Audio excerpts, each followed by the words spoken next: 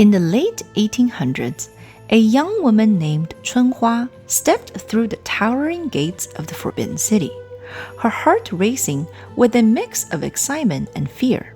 Like thousands before her, she was about to enter a mysterious world filled with luxury, secrets, and strict rules. A world where palace maids quietly shaped the lives of empresses, princesses, and imperial concubines. Chunhua hoped for a better life, but had no idea what awaited her behind those walls. Hi everyone! Welcome back to my channel. Today we're stepping into the hidden world of the Qing Dynasty's palace maids. We'll explore everything from their rigorous selection process and intense training to their daily struggles and forbidden romances. These women rarely made it into the history books, but their stories reveal fascinating truth about life inside China's imperial palace. During the Qing dynasty, women who entered the imperial palace generally belonged to two categories. The first group included women from the outer 8 banners, chosen either as imperial concubines or as wives for noble families. These women typically enjoyed considerable status and influence within the palace. But today we're focusing on the second group, the palace maids, who were selected annually by the Ministry of Internal Affairs.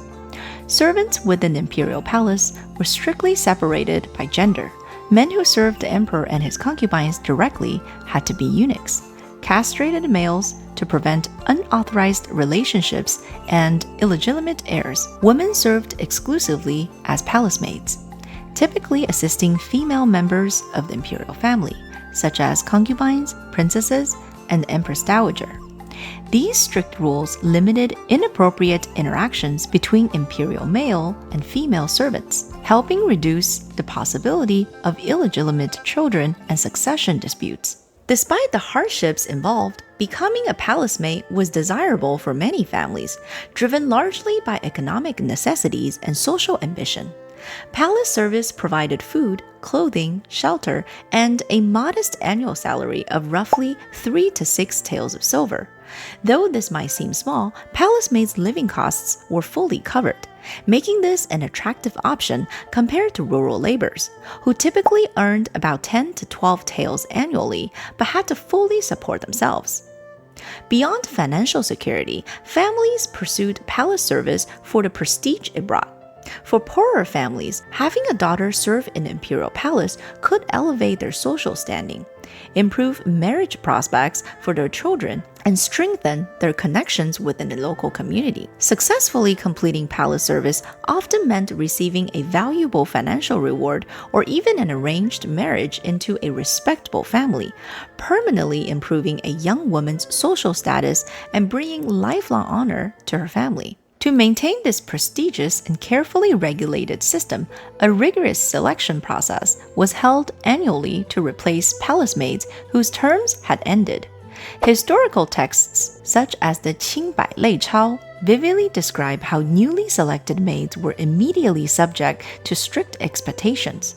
They were required to quickly master essential skills and demonstrate flawless behavior.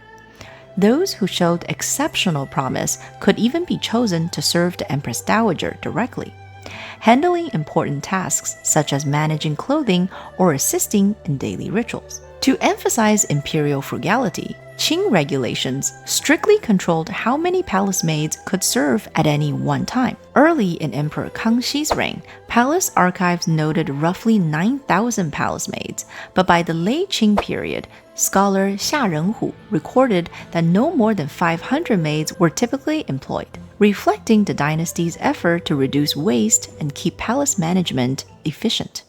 After their selection, palace maids underwent intensive training supervised by experienced senior maids, often affectionately called aunties, gugu. They learned crucial skills such as sewing, etiquette, proper posture, and detailed palace routines. Upon officially beginning their service, most maids received refined new names symbolizing virtues like elegance or good fortune, replacing informal birth names such as Big Girl, 大妞, or Second Girl, 二妞. However, lower-ranked or unfavored maids sometimes kept their informal birth names for longer periods, clearly indicating their lower status within the strict palace hierarchy. Yet, despite meticulous preparation, life within the palace remained difficult, defined by relentless work, constant scrutiny, and rigorous expectations that profoundly shaped their daily existence. Life for a Qing palace maid was carefully scheduled, beginning well before sunrise and lasting until late at night. Every aspect of their day followed strict routines, precise rituals, and required constant vigilance. A typical day began around 4 in the morning, long before dawn. Maids immediately start their duties by cleaning rooms, lighting lamps and incense, preparing tea, and arranging personal items for concubines or senior palace members. Each of these tasks demanded careful attention to detail, leaving little room for mistakes. After completing their morning chores, palace maids spend their day closely attending to their masters. Their duties ranged from sewing and embroidery to organizing wardrobes and assisting with personal grooming. While some maids specialized in certain skills like managing clothing, food preparation, or caring for pets, most had to master multiple roles to handle various tasks as needed. Mealtimes were especially tense. Under strict supervision, palace maids carefully prepared dishes to meet the high standards expected by the imperial court. Even minor oversights, like serving food at the wrong temperature or using incorrect tableware, could quickly become major issues. In addition to performing their duties flawlessly, palace maids were also expected to remain practically invisible. They maintained strict silence and impeccable manners at all times, skillfully anticipating their master's needs without direct instructions. Developing this skill required continuous observation, careful discretion, and daily guidance from senior palace maids. Evening brought little chance to rest. After arranging bedding, laying out nighttime clothing, and assisting their masters with evening ritual, palace maids finally had an opportunity to care for their own basic needs, but usually very late at night.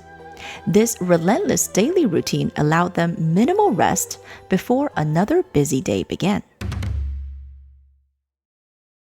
Beneath the orderly surface of the Qing imperial palace lay a system enforced by strict rules.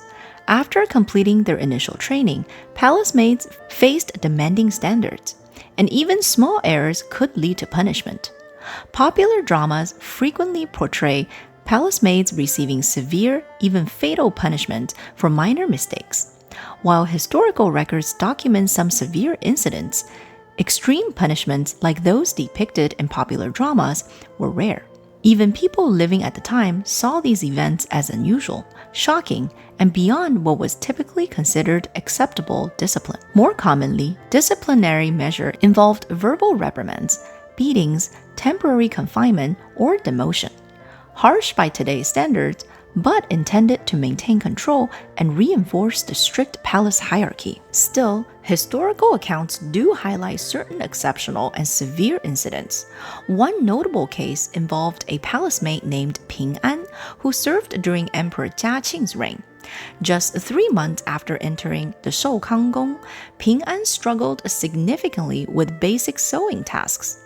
Her supervising maid, Quan Xi, frequently resorted to physical punishment out of frustration. Unable to endure this harsh treatment, Ping An tragically took her own life by jumping into a palace well. Although Quan Xi was ultimately found legally not responsible for Ping An's death, she still received 40 lashes and was expelled from palace service. Some historians suggest Quan Xi's severe action were motivated by pressure to train a successor quickly, hoping to secure her own retirement on time. Another documented instance occurred during Emperor Dao Guang's reign, involving a second-class attendant Ling residing in Yanxi Palace. Historical records describe Ling Changzai as particularly harsh towards palace maids under her supervision. One maid named Da Niu endured repeated punishment for small mistakes. eventually leading to Lin Changzai's demotion after her mistreatment came to light. The more extreme recorded incident occurred during Emperor Qianlong's reign, involving consort Dun, who brutally beat a palace maid to death. Even Emperor Qianlong himself was shocked, publicly condemning the brutality through an official edict. Despite his strong reaction, consort Dun's punishment was relatively mild: temporary demotion and the responsibility for funeral expenses. Nevertheless, the shocking event led to Qing court to implement stricter regulations and mandated thorough investigations into severe punishments to prevent future abuses. Despite these strict controls, palace maids occasionally defied expectations, sometimes even rising to the status of imperial concubines. Historical dramas often portray maids dramatically ascending the ranks. But how often did this truly happen in the Qing dynasty? Officially, the Qing court maintained strict rules designed to prevent unauthorized interactions between palace maids and male members of the imperial family, especially the emperor. Although in theory, the emperor held absolute power, historical records indicate emperors rarely engaged in casual relationships with palace maids. Imperial concubines were typically selected from noble families or prominent clans within the 8 banners, not from ordinary palace servants. Beyond these official regulations, powerful social conventions further discouraged emperors from forming relationships with palace maids. Qing emperors faced significant pressure to uphold their imperial dignity and adhere to strict Confucian moral standards, which stressed maintaining clear distinctions between social ranks. Romantic involvement with lower-rank servants, such as palace maids, was viewed as morally questionable and socially inappropriate. Such relationships could easily damage the emperor's reputation, diminish imperial authority, and trigger criticism from court officials. Additionally, strict palace protocols were implemented precisely to discourage and prevent informal encounters. For instance, palace maids were generally required to travel and perform their duties in pairs or small groups, rarely allowed to roam alone. This protocol made it logistically difficult for an emperor or any male imperial family member to casually approach or privately interact with palace maids, significantly reducing opportunities for inappropriate relationships. Nevertheless, historical records do confirm that rare exceptions did exist. One well-documented example is consort Qing, originally Lady Zhang, who entered the Forbidden City around 1853 as a palace maid in Changchun Gong. Due to her exceptional service, Lady Zhang drew special attention from Emperor Xianfeng and was elevated to noble Lady Qing. In 1855, she continued to rise, becoming concubine Qing in 1861 and ultimately consort Qing in 1875, demonstrating that while extremely uncommon, such a pathway was indeed possible. Similarly, consort Xi, born Lady Chahala Shi, began her palace life as a maid serving Empress Dowager Cixi. Recognized for her loyalty and dedication, she received special imperial favor, earning the rank of noble Lady Xi in 1855.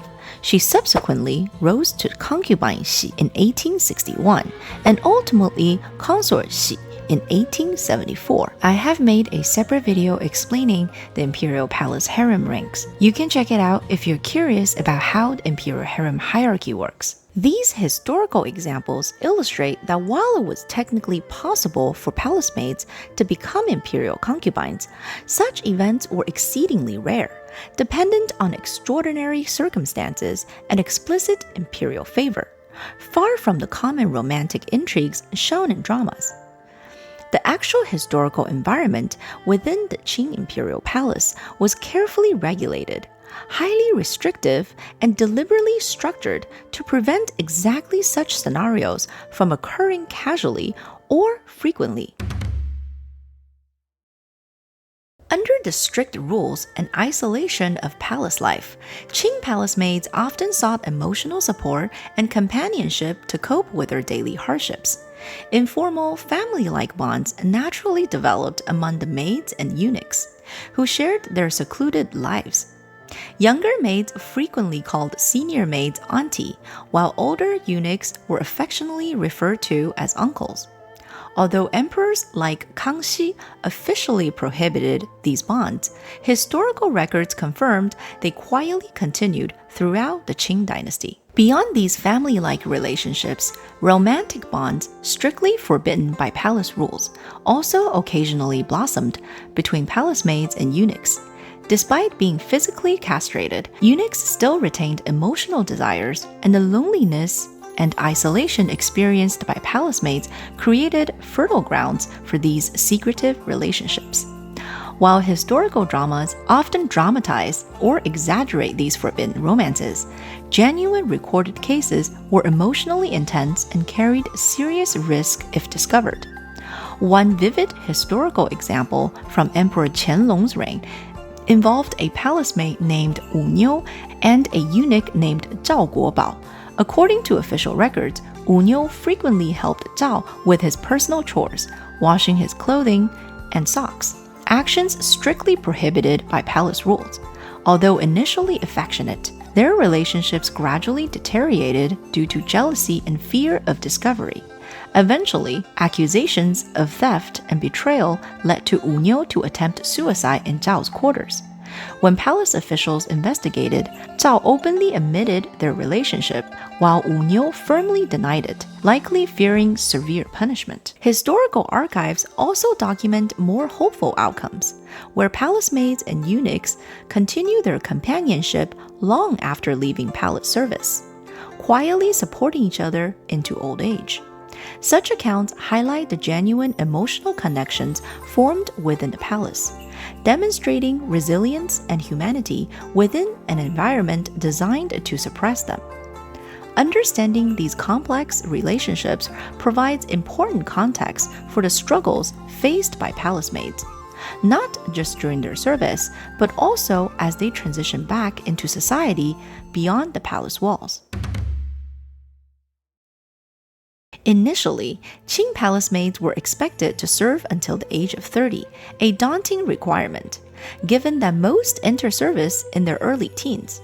After dedicating more than half their youth to the restrictive palace environments, many maids faced bleak marriage prospects upon leaving.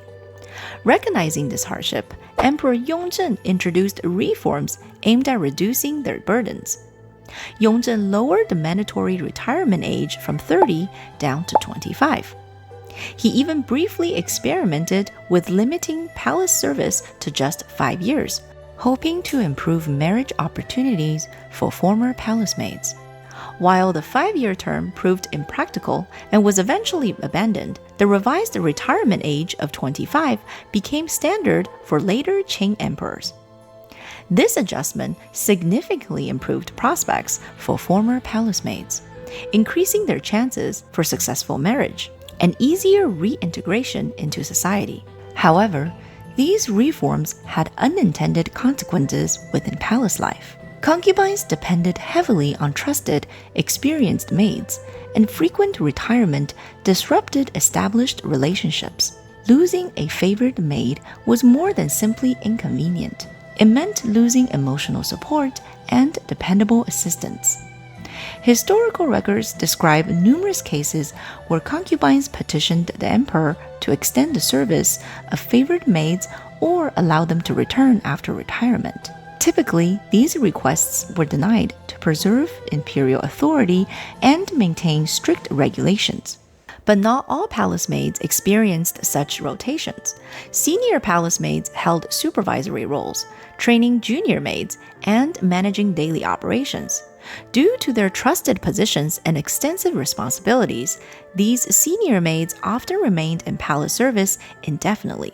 Although they did not hold official noble ranks, their practical influence and authority within the palace walls could rival that of lower-ranking female officials. A remarkable example was Suma Lagu, a palace maid who served Empress Dowager Xiaozhuang, the influential mother of the Shunzhi Emperor. Entering the palace as an ordinary maid, Suma Lagu's exceptional loyalty, competence, and discretion gradually earned her unparalleled trust and respect within the imperial household.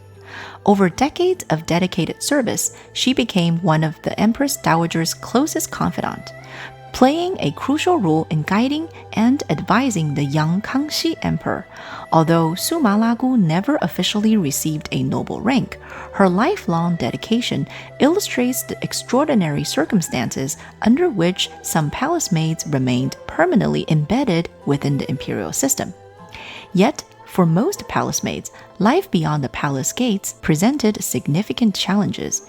Even with Yongzhen's reform, former maids often struggled to find suitable marriages, as societal expectations in Qing China strongly favored younger brides. Nonetheless, many successfully married commoners and established modest yet respectable lives. Others maintained lifelong companionships with eunuchs they had befriended during their palace service, quietly supporting each other beyond the palace walls. The stories of Qing Dynasty palace maids reveal a hidden world within the Forbidden City, a world shaped by strict rules, harsh discipline, and quiet resilience. While their lives remained largely invisible in official historical records, these women silently sustained the daily workings of the imperial court. Despite the hardships they faced, palace maids forged meaningful relationships, navigated challenging circumstances, and occasionally influenced imperial decisions from behind the scenes. What are your thoughts? And what else are you curious about in the Forbidden City? Let me know in the comments. And don't forget to like and subscribe so you don't miss out on another palace life story. I'll see you in the next video. Stay curious, stay magical.